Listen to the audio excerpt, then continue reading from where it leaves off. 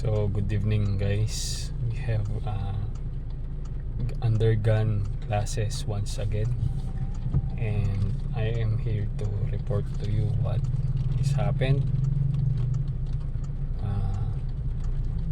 For the first time in history, I was called to recite in class, and I felt shocked because although I survived, because it was my first time really, and then I didn't expect to be called so early, and I'm still adjusting and adapting to what the law school is providing, what you should do in order to become a real student. But we can do it. We are there. It's possible. If they can do it, then I can do it. And hopefully we will pass this first semester. This, they told me, the professor which taught us philosophy of law today, told us that you will just invest 2 months of lack of sleep, just 2 months where you will have eye bugs and of course stress. 2 months for you to be able to adapt and adjust. So this requires us for the determination and willpower to do it. So we will adjust our schedules and our mindset, our thinking, and the way we study, because we need to be fast. And the way I am studying and learning is a slow pace, and it cannot actualize to what this law school has to implement, to requires.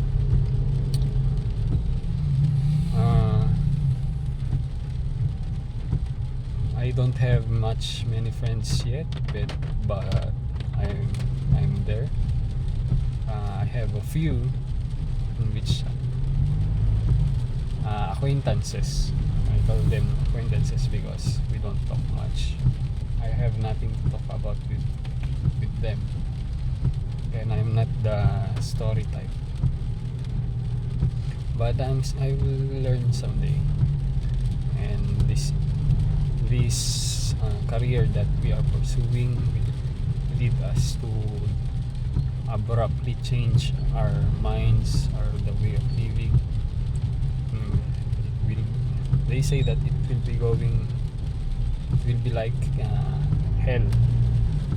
It's a reality, but it's doable.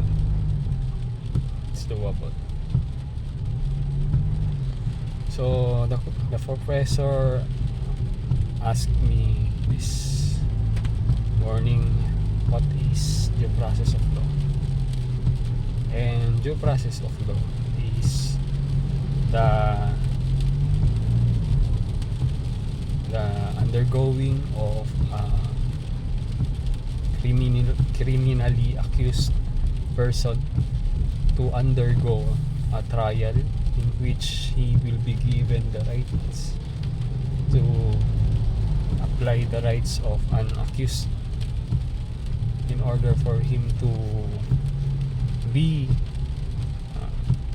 given a sentence that is really acceptable and really be acceptable to the accused and also to the complainants. The accused has many rights, actually 8, in other books 9, and to enumerate them, there are many, but one of them is to have an speedy disposition of criminal trial, and also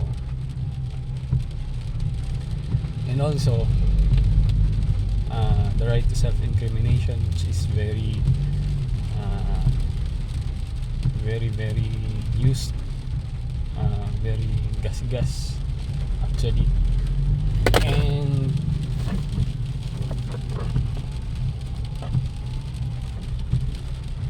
the right to bail, and the right to have not an excessive bail, the right to court, the right to and access to all judicial and quasi-judicial and administrative bodies, and also the implementation of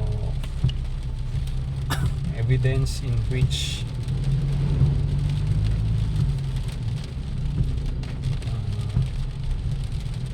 evidence that has been that has been extracted from torture, handicap, or the loss of life or liberty, or by the use of fear. These evidences that are extracted from this are dismissed. They are also given the right to counsel,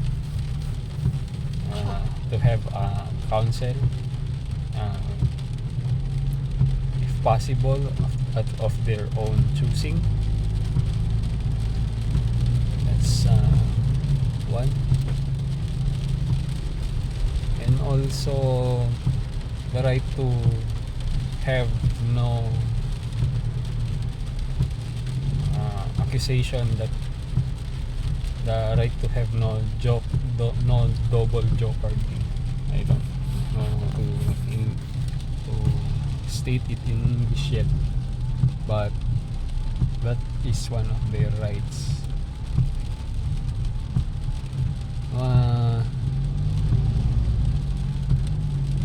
What more? So that's all I could recall right now. But I have learned today that to be able to learn, and one strategy that the attorneys that have passed the bar they really have the intention to memorize things. I don't have that intention to memorize things just yet, but it seems it's effective for them, and I'm going to use it. They are recommending it to everybody, especially us first years, and I will be going to use it. And our assignment is to memorize the Article 1 National Territory, and also the Lawyer's Oath, the new enacted Lawyer's Oath for 2023, which is much more dynamic than the previous legal Lawyer's Oath. What I've learned about the Lawyer's Oath is that it is in itself a law that is applied to the lawyers themselves. It is their lives. I am not confident to recite it yet because I have not the proper technique to memorize it yet, but I have the understanding of it now. I just need to apply it. So one thing that I've learned today is the teacher, the professor has told us that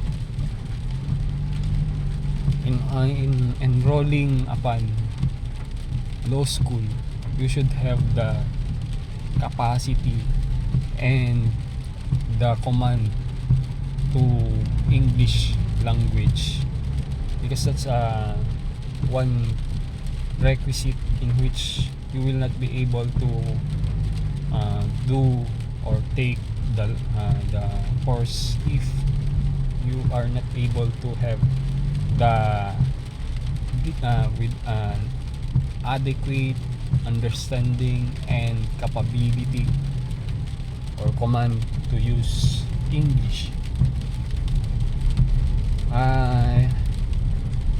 This is somewhat late today, because of what we have been doing. It is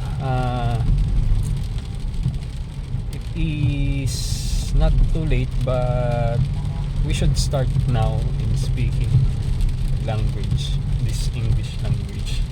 It is very needful for us, because someday we are going to speak the English language. So it is the medium on which knowledge is passed to us, and if you don't have sufficient understanding with the English language, then it will be hard. But it's hard because we haven't started yet. We have the confidence and the skill to write, whether it be English. We can write as long as we know we understand what we are going to actualize in paper. The problem with my English skills is, especially in my communication skills, using my tongue, is that I have so many words in my head that needs its choosing.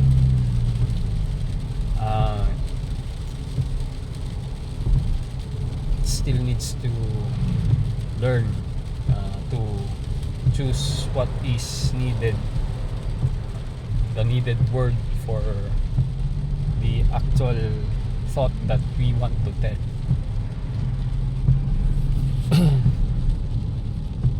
It's good to have an evaluatory conversation like this every day, every night. So long as we do this, we could improve every day. We study in the day and do something like this in the afternoon, or for the night ends. And as we have been doing right now, is that we are doing this after classes. That way, the knowledge that we have heard may be retained for us, retained into our long-term memories. But I am confident that I can retain any information 500 because Judicial. literally we can understand it when somebody tells us. Okay. I have a good strategy in acquiring knowledge, but it's slow. We need to adapt to be able to understand the processes of law fast, as in fast. That way we can adapt to the requirements that is given to us by our professors. The key factor in doing and going to classes with this kind of professors is that you must remember that you should be able to recite. You should at least be knowledgeable of what you are talking. So the tip is that you should be, when you recite, you should be courageous enough, brave enough to have that bravado that you know what you are saying, and of course, because you know what you're saying because you have studied, and it is still early, but we can say that we are learning so far. And this journey has taken us well, and it is a journey that I think is notable for it's a journey that is not something that isn't valuable. It's very valuable. It's a good thing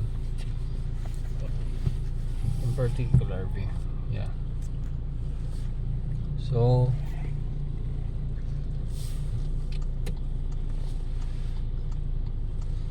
the goal is 2 hours per subject. 2 hours per subject. So if ever every day we have if we wake up 5 o'clock, 7,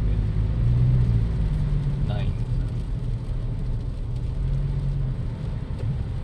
11, 7, 9, 11, yes, that's 3 subjects and 3 subjects in the afternoon. We are able to do that, then that's good. The problem is our thinking. We need to change this. We need to remove distractions. That's the number one problem that I have right now. We need to remove distractions, and we need food. We need to exercise also. We need to exercise. So the real battle starts next week. This has been just a preliminary, a taste of what we are going to suffer this week, this coming week, and we should not be weak.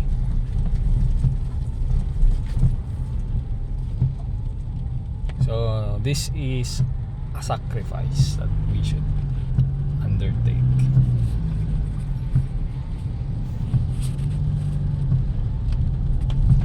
So currently we are now going home with my father, my dad, and we are driving smoothly through the night. And tomorrow will be hopefully a good day. And that's it for tonight, and see you again next time.